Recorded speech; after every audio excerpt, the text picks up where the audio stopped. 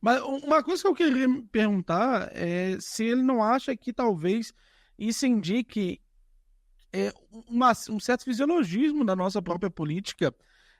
Eu sei que essa crítica do MBL, eu detesto o MBL, eu não tenho nada bom a falar do MBL, mas o MBL está certo quando ele diz que muitas e muitas vezes eles fizeram um estudo até que sério disso aí, eu acompanhei, na época que eles fizeram o estudo.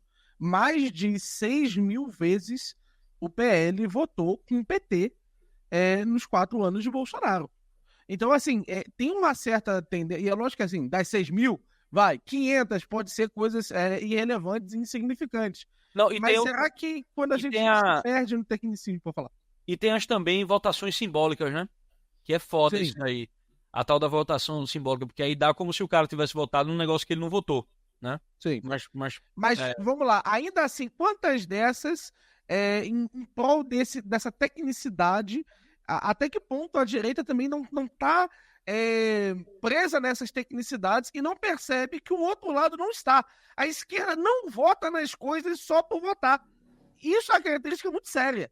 Eles votam sempre pensando em compor políticas públicas maiores, em compor isso.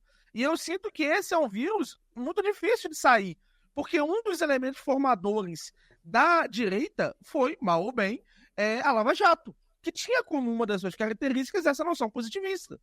Então eu vejo que esse é um vírus até hoje na mente da direita. Se é que se pode falar assim, né? sim, eu, inclusive, certo? Eu já vi, eu não vou dizer nome, certo? Que não quero entrar numa polêmica, mas eu já vi gente de direita, entendeu? Defendendo, né, que o Brasil fizesse um programa nacional de desenvolvimento, né, similar ao da China, né? Eita, cadê o Marco Antônio? O que aconteceu? Sou eu. Pode continuar, pode continuar. Pode continuar. Eu boto, voltou. Opa. Ó, eu já vi gente de direita defendendo que o Brasil tivesse um programa nacional de desenvolvimento parecido com o da China, né?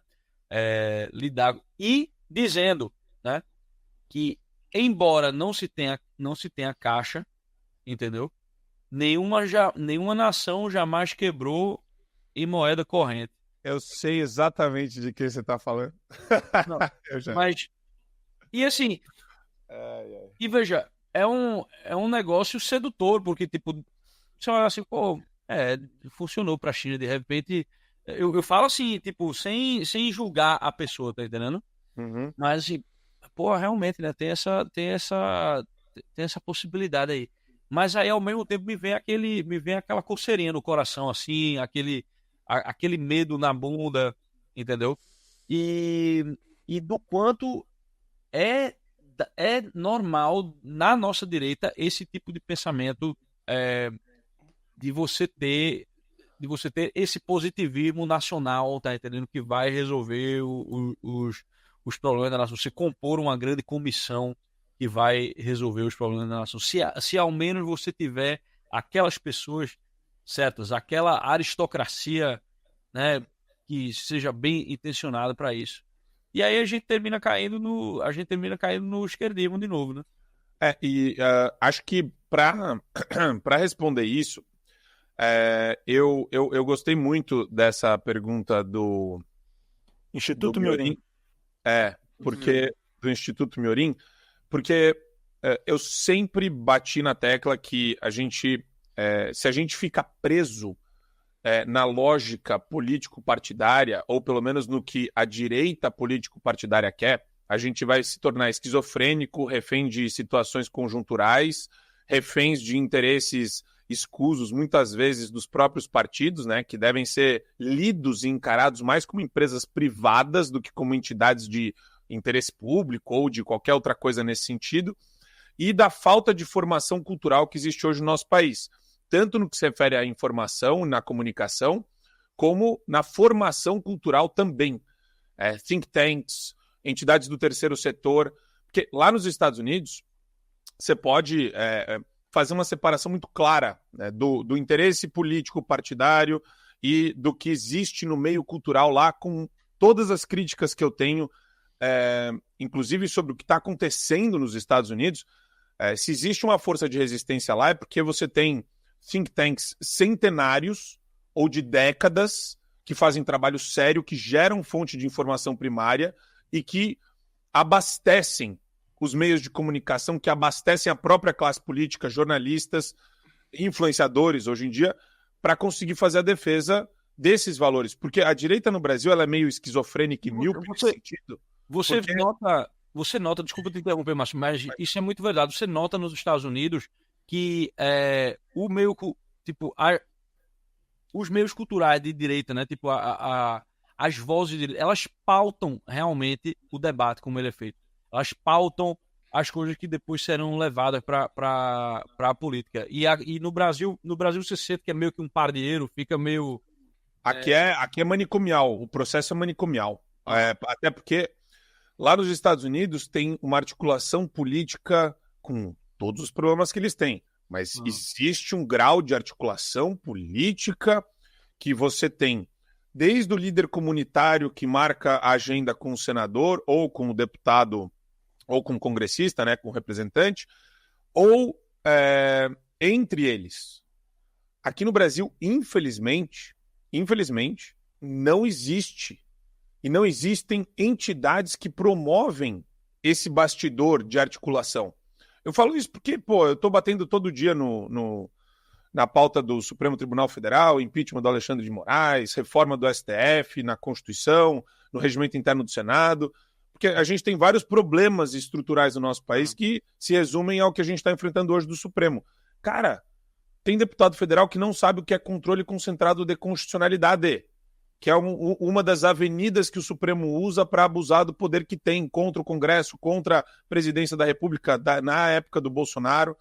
Quer dizer, também foram por prerrogativa de função, também como instância criminal, primeira e última, né? Instância criminal que o Supremo se arvora nesse poder. Tem tanta coisa absurda que acontece no Supremo Tribunal Federal, mas os caras, eles não entendem. E daí você tem que explicar. E eles não entendem eles não sabem que o pessoal usa muito, né? O pessoal usa muito, o pessoal está usando ativamente e boa parte das provocações, das ações problemáticas hoje que a esquerda conseguiu, em especial a noção do aborto, veio por provocação de remédio constitucional, esqueci o nome, ADIM, eu só não lembro agora se é ADIM ou era a DPF, mas eu tenho certeza que foi dali que veio.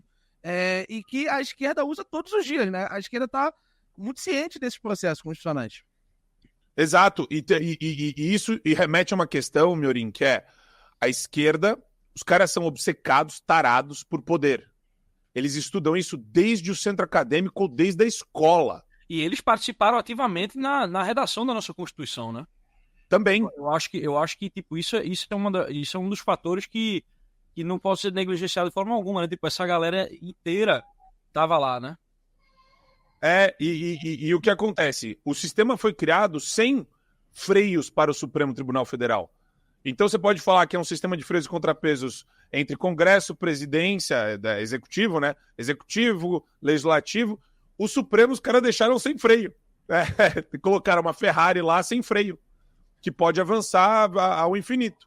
E o problema que a gente está enfrentando é esse. Como a esquerda manja muito de poder, a direita ainda não aprendeu e não sabe o que é poder. Não sabe o que é organizar uma pauta e ficar martelando e repetindo essa pauta à exaustão. Não sabe como configurar militância de base com rede social ao mesmo tempo. Então, você tem muita liderança política que poderia levar centenas de milhares de pessoas para a rua que não está usando essa carta no momento que a gente precisa. Então, tem muita coisa. Aí você fala, tá, fora isso, tem outros problemas históricos. A Fundação Perseu Abramo. Você já viu a Fundação Perseu Abramo do PT? Uma puta fundação. Tem tudo lá. Tem tudo lá. Os caras são muito organizados. Tudo que tá de matéria lá é horroroso. É nojento. Mas tudo que eles têm de organização, de hierarquia, de produção, tudo isso daí tem lá e não tem cá. Não tem uma fundação partidária forte, nem do PL, nem de nenhum outro partido, só no PT. Então, sabe, a gente tem muito que aprender com esses caras, mas é para ontem, porque senão, a gente já tá Você já viu o Disque Censura, não? O Disque da Carmen Lúcia? 14,91, você liga lá para Carmen Lúcia, para Carminha, para denunciar os caras que eles vão apurar se é verdade ou não o que você está alegando contra o candidato XYZ do TSE. É um negócio absurdo que a gente está vivendo hoje.